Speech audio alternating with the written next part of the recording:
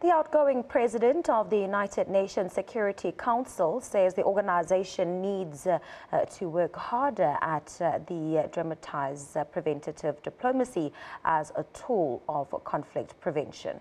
Well, Ambassador Olof Skoog of Sweden was responding to a question on the tense wait for election results in Zimbabwe and what advice he might give to the people of that country.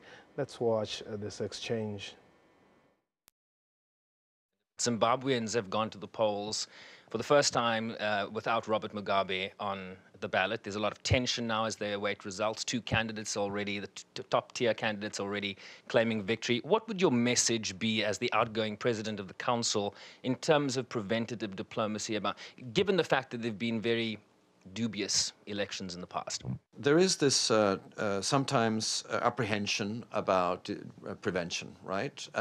We've tried in the past, also in the Peace Building Commission, etc., to just, instead of discussing an individual country, be that in Africa or elsewhere, where there are elections coming up, is there risk here? Kenya, Zimbabwe, Nigeria, Sierra Leone, whatever, but more to, in order to sort of de-dramatize this, to just discuss elections as a phenomena, or look at a region, and I think the Secretariat we should do more of that.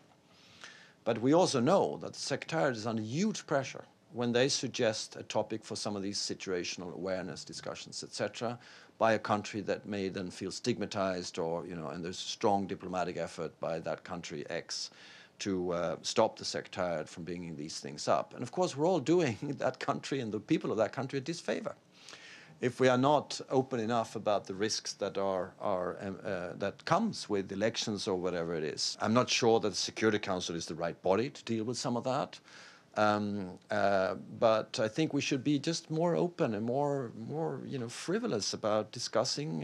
If we are serious about protecting people, not leaders, we should then try to be a bit more open and de-dramatize prevention, I think.